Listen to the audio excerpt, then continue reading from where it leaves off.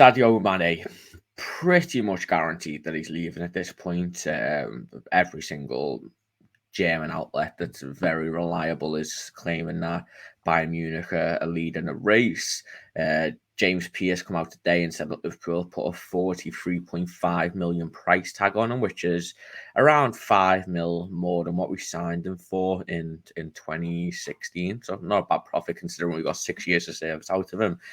But Sky Germany, who are a lot more reliable than Sky, have revealed that Bayern Munich have put an offer on the table of 30 million euros plus an additional payment of 5 to 10, depending on games, trophies, stuff like that. However, whether Liverpool are willing to accept is unknown as of yet.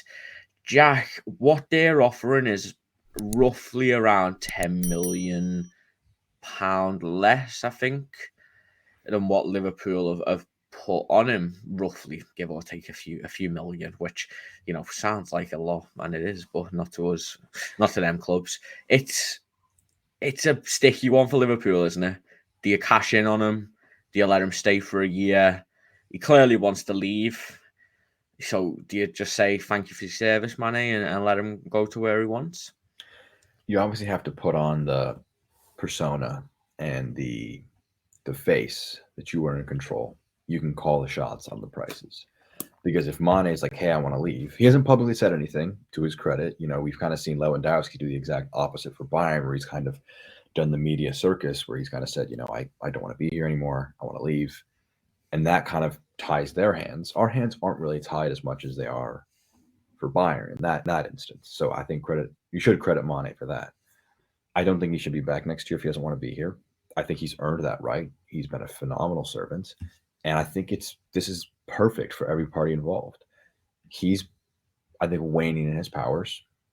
I think he'll be very good for Bayern Munich. He's still got that in him in a different system. But he lacks the explosiveness to play on the wing. I think his blink-up play was good as a false nine. I think there are better options as a false nine, though. So I think it makes sense for him to move on. If he wants to leave, makes sense to let him leave. And then it just comes down to getting as much as you can out of him. I think if it has to be 35 million pounds, if it has to be 30 million pounds, if it's 42, 42 sounds great, because that is halfway to a really big signing. I think if you're going to try and break your club record spend of 75 million pounds, that covers half of it right there. So it would kind of help the sell to buy mentality, because a big thing in the last few years has been, you know, if Liverpool want to sign players of the caliber of the Van Dijk, the Alisson, the Fabinho, the Keita, that summer of 2018 and the winter that preceded that, that was all built off of one of the biggest sales in football history, in Felipe Coutinho. I've always wondered, what players are we selling to get that kind of cash? Because our best players, I don't want us to sell. Now one of our best players wants to leave, or one of our best ability to get money is there in Mane. I think it's perfect for all parties if he moves on. I just hope that it's a very amicable end, because he deserves that. It makes me a little sad that he'll end his Liverpool career on that defeat, you know, in Paris. But that's a sport, you know. Sometimes you got to replace the old, bring in the new to kind of revitalize things. But I just hope that the most money we can get, the better. But they got to maintain the face that they have control about, you know, the situation. Yeah, I mean, Jay, it's not as much as we were hoping for, but, you know, considering all that he's give us, do you just say, you know what, thanks for the memories, Sadio, we'll respect your wishes and let him leave to Bayern? It reminds me a bit of the Thiago transfer with Munich, because he wanted to come to us and we were arguing over 5 or 10 million difference, whatever it is. And eventually, obviously, we came to a compromise. So it does remind me of that. The thing with it is now, it's a bit of a tricky situation with what's been said about Salah, which I imagine we'll cover later. But I'd sooner, if Salah's talking about leaving on a free next season to a Premier League rival, I wish we could.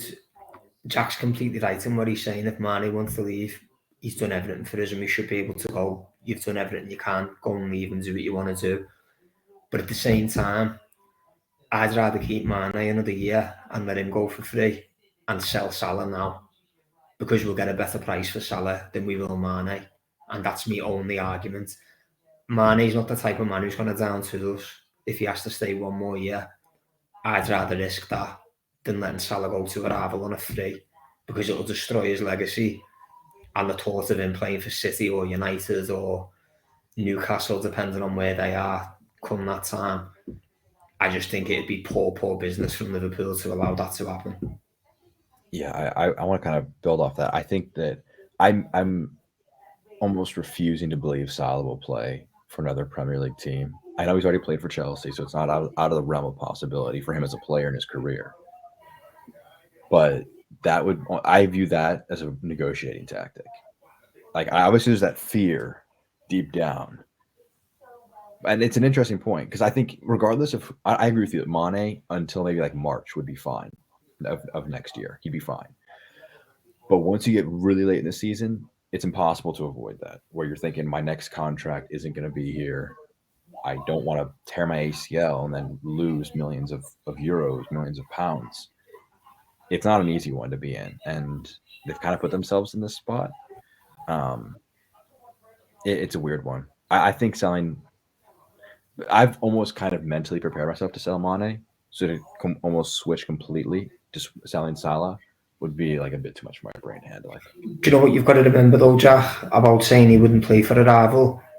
He was on loan at Fiorentina, who wanted to do everything to keep him, and he swerved them for Roma, which is a direct rival at the time for Champions League football. So everyone thinks, oh, I love the club, I love this, I love that. They're footballers' words, they're not worth nothing.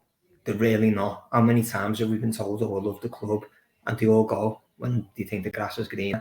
So I don't think Salah for 5 minutes will care about not playing for Liverpool. He's done it to Fiorentina.